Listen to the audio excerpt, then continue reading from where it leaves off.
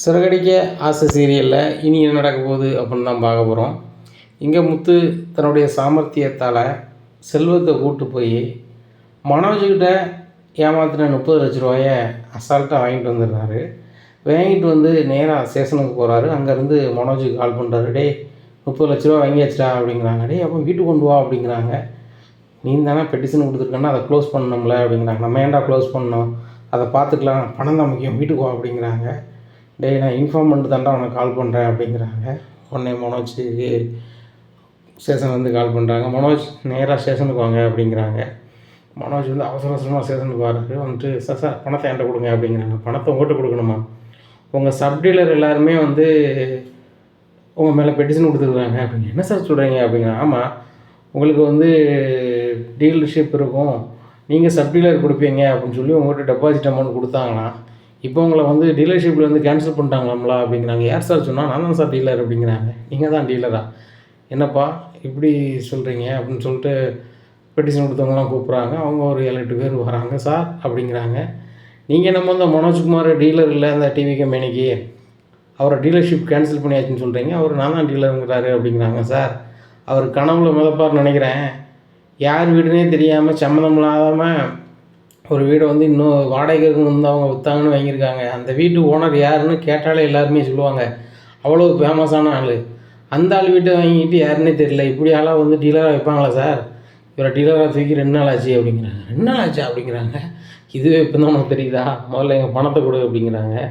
உங்கள் பணம் எல்லாம் வந்துருச்சு, இதில் 30,00,000 இருக்குது, உங்களுக்கு எவ்வளோ தரணும் அப்படிங்கிறாங்க. சார் எங்களுக்கு ஒரு 20,00,000 ரூபா வரணும், சரிங்களா அப்படிங்கிறாங்க. உடனே சார் இதில் 30 இருக்குது அப்படிங்கிறாங்க. உடனே சரி ரைட்டு, சரி இந்த 30,00,000 இந்த 10,00,000 ரூபா உங்களுக்கு எப்படி இருந்துச்சு அப்படின்னு கேட்குறாங்க. சார் எனக்கு சந்தோஷ் சார் தான் கொடுத்தாரு வச்சார் அப்படிங்கிறாங்க. சந்தோஷ் சார் எனக்கு கால் பண்ண சொல்லுங்கள் அப்படிங்கிறாங்க. சந்தோஷ் சார் கால் பண்ணுறாங்க. சந்தோஷ் சார் ஃபோனே எடுக்க மாட்டுறாங்க. உடனே இங்கே சப்டீலர் அடிச்சோடனே சந்தோஷ் எடுத்துறாரு. சொல்லுங்கள் சார் அப்படிங்கிறாங்க. சார் இந்த மனோஜுக்கு வந்து காணாமல் போன 30,00,000 ரூபா பணத்தை அவங்க தம்பி அவருடைய சாமர்த்தியத்தால் கொண்டு வந்துட்டார்.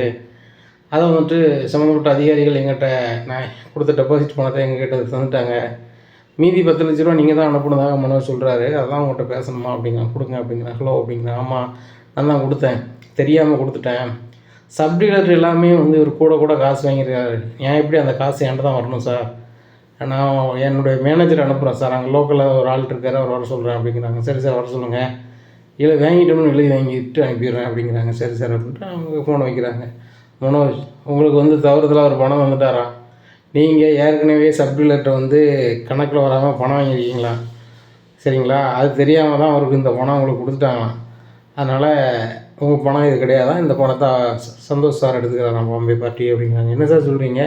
இவங்ககிட்டையும் அவங்ககிட்டையும் பிரித்து கொடுத்தீங்கன்னா எனக்கு எப்படி பணம் வரும் அப்படிங்கிறாங்க. மனோஜ் முதல்ல அது உங்கள் பணமாக இருக்கணும். உங்கள் தம்பி அவருடைய சாமர்த்தியத்தால் கொண்டு வந்திருக்காரு. நாங்கள் கூட உங்களுக்கு போதுமான ஆதாரம் இல்லை, எப்படி அதை வந்து பணத்தை ரெடி பண்ணுறது அப்படின்ட்டு இருந்தோம். அவர் அசால்ட்டாக பண்ணியிருக்காரு, கொஞ்சம் பொறுங்க அப்படின்னு சொல்லிட்டு உயர் அதிகாரிகளுக்கு எல்லாமே ஃபோன் அடிக்கிறாங்க. அவங்க எல்லாருமே வந்துட்டு அவங்களையும் கூப்பிடுங்க அப்படின்னு சொல்லிட்டு எல்லாருமே பேட்டி கொடுக்குறாங்க. இந்த பணம் எப்படி கிடச்சி வச்சுக்கும்போது முத்து தான் சொல்கிறாங்க, இவரோட சாமர்த்திய காரியத்தை நம்ம பாராட்டி ஆகணும்.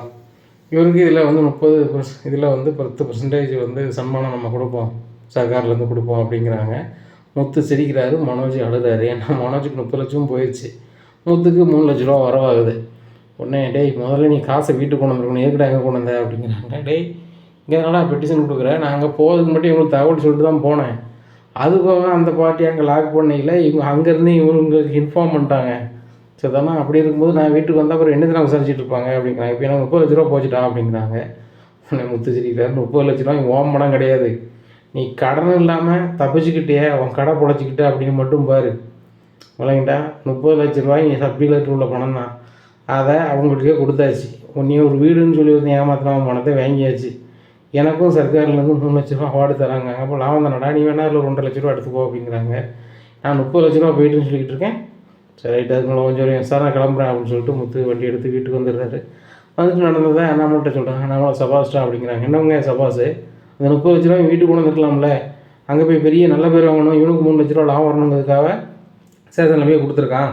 இதே இது இவன் பண்ணான்னா என்ன செஞ்சிருப்பான், வீட்டு தானே கொண்டு வந்திருப்பான் அப்படிங்கிறாங்க. இங்கே பாரு விஜயா, அது யார் பணமாக இருந்தாலும் சரி தான், முத்து நேர்மைக்கு கண்டிப்பாக என்ன செஞ்சிருப்பான், ஸ்டேஷனில் போய் தான் கொடுத்துருப்பான். மற்றபடி மற்றவங்கள மாதிரி வச்சுக்கிட்டு அதை ஏமாற்ற பழகலாம் முத்து கிடையாது அப்படிங்கிறாங்க. ஏங்க இப்போ 30 லட்ச ரூபா போச்சுங்க அப்படிங்கிறாங்க. இங்கே பாரு, மனோஜை 30 லட்ச ரூபா கடத்துலேருந்து முத்து காப்பாற்றிருக்கான்.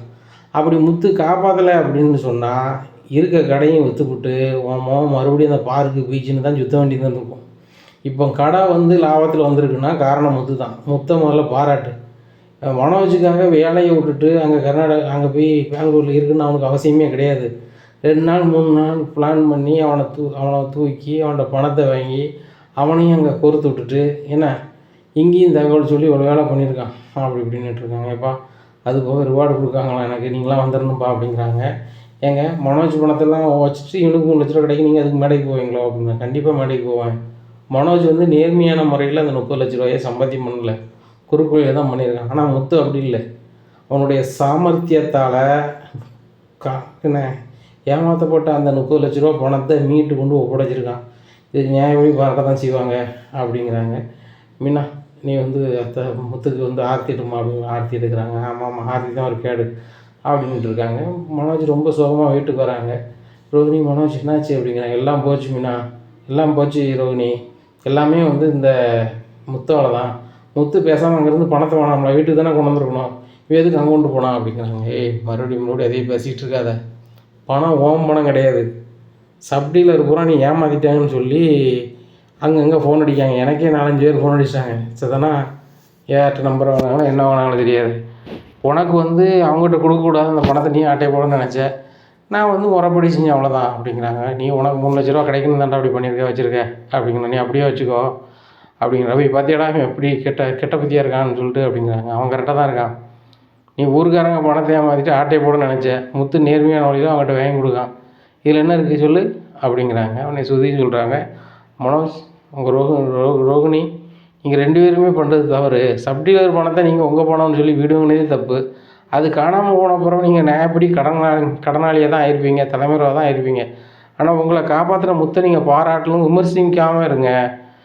விமர்சனம் எதை பண்ணணுமோ அதான் பண்ணணும். முத்து உங்களுக்கு நல்லது தான் பண்ணியிருக்காரு அப்படிங்கிறாங்க. இல்லை சுத்தி உங்களுக்கு தெரியாது, நாங்கள் 2 பேரும் நல்லா இருக்கிறது முத்து மீனாவுக்கும் பிடிக்காது. நாங்கள் வீடு வாங்கணும்னு போகும்போது முதல்ல தடுத்தது அந்த மீனா தான் அப்படிங்கிறாங்க. உடனே சுருதி சிரிக்கிறாங்க. ஏன் சிரிக்கிறீங்க சுருதி அப்படிங்கிறாங்க. இந்த காரியம் நடக்காமல் இருக்கணும் அப்படிங்கிறது தான் மீனா வேண்டான்னு இருக்காங்க. உங்களுக்கு நல்லது புரியலை கிடையாது, அப்படியே ஆயிடுச்சு, அதானே உண்மை. இவ்வளோ அசிங்கங்கள் தேவையில்லை இந்த குடும்பத்துக்கு. அதுபோக வேறு மாதிரி சூழ்நிலை நடக்கலை, முத்து அந்த நேரத்தில் கோவப்படலை, இல்லைன்னா வீட்டு நிலைமை வேறு மாதிரி ஆயிடும், அதை பார்த்துக்கோங்க அப்படிங்கிறாங்க. ரோகிணி நம்ம என்ன செய்ய போகிறோன்னு தெரில அப்படின்னு சொல்லிட்டு ரூமுக்கு போகிறாங்க. பின்னாடியே விஜயா போகிறாங்க. மனோஜ் 30 லட்ச ரூபாயை வச்சு செட்டில் பண்ணிவிட்டு இப்போ செலவுக்கு என்னடா பண்ண போகிற அப்படிங்கிறாங்க. அதாம்மா புரியல, ரோகிணி பார்லர் வச்சு தான் ஏதாவது லோன் ரெடி பண்ணணுமா, அடுத்தாப்புல நம்ம கடையை டெவலப் பண்ணணும், ஏதாவது பண்ணணும்னா ரோகிணி லோன் போட்டால் தான் முடியும், இல்லைனா அவங்க அப்பாட்டையோ அவங்க வீட்லேயோ வாங்கினா தான் முடியும் அப்படிங்கிறாங்க. மனோஜ் எதுக்கு எடுத்தாலும் எங்கள் அப்பாட்ட கேட்கணும், நான் லோன் போடனே தான் சொல்லிக்கிட்டே இருப்பீங்களோ, வந்த பணத்தை உங்களுக்கு நிப்பாட்டி உங்களுக்கு தொழில் பண்ண தெரில, நீங்களாம் ஏன் வாய் பேசிகிட்டு இருக்கீங்க, உங்களால் தான் டீலர் போச்சு, இவங்களால தான் டீலர் போச்சு அப்படி இப்படின்னு அவங்க 3 பேருக்குள்ளே ஒருத்தருக்கு வருத்தம் வருது. உள்ளே பயங்கரமாக சவுண்டு கேட்குது. அப்போ அண்ணாமலை எட்டி பார்க்குறாங்க. என்ன நடக்குங்க அப்படிங்கிறாங்க. ஒன்றும் இல்லைங்க அப்படிங்க. ஒன்றும் இல்லையா, எவ்வளோ சவுண்டு கேட்கு அப்படிங்கிறாங்க. மனோஜுங்க பாரு, தொழில்னா லாப நட்டம் வர்றது தான் தொழில், லாபம் மட்டுமே வந்துட்டுருக்காது, அதுக்கு விடாமுயற்சியும் உழைப்பையும் போடணும். நீ 2ஐயும் போடாமல் ஸ்மார்ட் ஒர்க்கு கிளவி ஒர்க்குன்ட்டு சொல்லிட்டு நீ ஒரு வேலையும் செய்யாமல் இருந்துன்னு வையேன், அப்புறம் உனக்கு ஒன்றும் கிடைக்காது பார்த்துக்கோ அப்படிங்கிறாங்க. ஏப்பா இந்த பணம் முத்தால தானப்பா போச்சு அப்படின்னு மறுபடியும் சொல்லிகிட்டு இருக்காரு. உடனே முத்து உள்ளே வராரு. ஏல எவ்வளோ சொல்லிக்கிட்டு இருக்க, முத்தால தான் போயிடுச்சுங்க, முத்துடைய பிச்சு விடும் பிச்சு அப்படிங்கிறாங்க. முத்து கையை ஒன்று மூச்சு கட்டாமல் உட்காந்துருக்காரு. முத்து வா சாப்பிடுவோம் அப்படின்னு சொல்லிட்டு சாப்பிட வச்சுட்டு எல்லோரும் தூங்குறாங்க. மறுநாள் காலையிலே விடிஞ்சோன்னா மறுபடியும் அங்கேருந்து லெட்ரு வருது. எல்லாருமே இந்த பாராட்டு விழாவுக்கு வரணும் அப்படின்னு சொல்லிட்டு வீட்டில் உள்ளவங்களுக்கு முத்துக்கும் அழைப்பு வருது. முத்து சொல்கிறாரு, எப்போ எல்லோரும் போகணும் அப்படிங்கிறாங்க.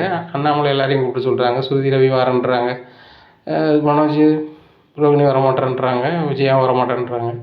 உடனே அண்ணாமலை சொல்கிறாங்க, முத்து யார் வராங்க வரல, இப்போ தாப்பா நான் வரேன்டா அப்படின்னு சொல்லிட்டு நேராக மேடைக்கு போகிறாங்க.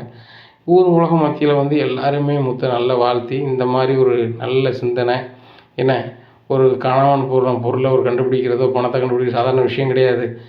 அதிகாரிகள் நாங்கள் பண்ண வேண்டியதை முத்து எளிமையாக பண்ணியிருக்காரு, ரொம்ப நல்லாயிருக்கு. இந்த மாதிரி அவர் கூட பிறந்த அண்ணன் தம்பிக்கு தான் அவர் பிரச்சனை அப்படின்னு சொல்லி மட்டும் இருக்கக்கூடாது. அவங்களுக்கு வேண்டியவங்களுக்கு தெரிஞ்சவங்களுக்கு ஏதாவது ஒன்றா அவரால் வகையில் முயற்சி பண்ணி இந்த அதிகாரிகளுக்கும் இந்த சமூகத்துக்கும் இந்த சர்க்காருக்கும் உதவி பண்ணணும். அதை பாராட்டும் விதமாக தான் இந்த 3 லட்ச ரூபா பரிசு இந்த 10% நாங்கள் கொடுக்குறோம் அப்படின்னு சொல்லிட்டு மேடையில் கொடுக்குறாங்க. ரொம்ப நன்றி சார் அப்படிங்கிறாங்க. அப்போ நிறைய பேர் மேடையில் ஏறுறாங்க. அப்போது நீங்களாம் யார் அப்படிங்கும்போது, சார் நாங்கள்லாம் முத்துவால் பலனடைஞ்சவங்க. எங்கள் கார்லாம் வந்து மூழ்கி போகும்போது எங்களுக்காக கடன் அடைச்சி எங்களுக்கு காரை மீட்டு தந்தவர் அப்படிங்கிறாங்க. 2, 3 பேர் சொல்கிறாங்க, சார் என் வாழ்க்கைக்கு முக்கியமான ஒரு தூணாக இருந்தவர் இந்த முத்து அப்படின்னு சொல்லிட்டு 7, 8 பேர் சொல்கிறாங்க. உண்மையிலே ஒரு நல்ல மனுஷன் தான் வந்து இந்த மாதிரி செய்ய முடியுங்கிறது நல்ல உதாரணம் இந்த முத்து. முத்து உண்மையிலே அவங்க அப்பா நல்லா வளர்த்துருக்காங்க, அவங்க அம்மாவும் நல்லா வளர்த்துருக்குறாங்க. கண்டிப்பாக அதுதான் நல்ல பையனாக இருக்கிறாரு. இதே மாதிரி நிறைய சாதனைகள் பண்ணணும், வாழ்த்தணும் அப்படிங்கிறாங்க. அண்ணாமலைக்கு பயங்கர சந்தோஷம். மேடையிலேருந்து கீழே இறங்குனோடனே அத்தனை நாளாக அழுதுறாரு. ஏன்ப்பா அழுறீங்க அப்படிங்கிறாங்க. இல்லை, ஊர்க்காரங்க தான் பையனை வந்து வாழ்த்தும் போது மனசு அவ்வளோ சந்தோஷமாக இருக்குன்னு சொல்லி நான் கேள்வி தான் பட்டிருக்கேன். உண்மையிலே அது எனக்கு அந்த குடுப்பனம் கிடச்சிருக்கு. ரொம்ப சந்தோஷமாக இருக்குது முத்து. உங்கள் அண்ணன் பணம் அப்படிங்கிறத தாண்டி அந்த காணாமல் பணத்தை வந்து கண்டுபிடிக்கணும்னு சொல்லி முழு முயற்சியாக இறங்கி தெரியாத இடத்துல இருந்து செஞ்சுருக்கல, நீ பாராட்ட தான் செய்யணும். அதுபோக எவ்வளோ பேர் வாழ்த்துறாங்கப்பா, ரொம்ப பெருமையாக இருக்குது.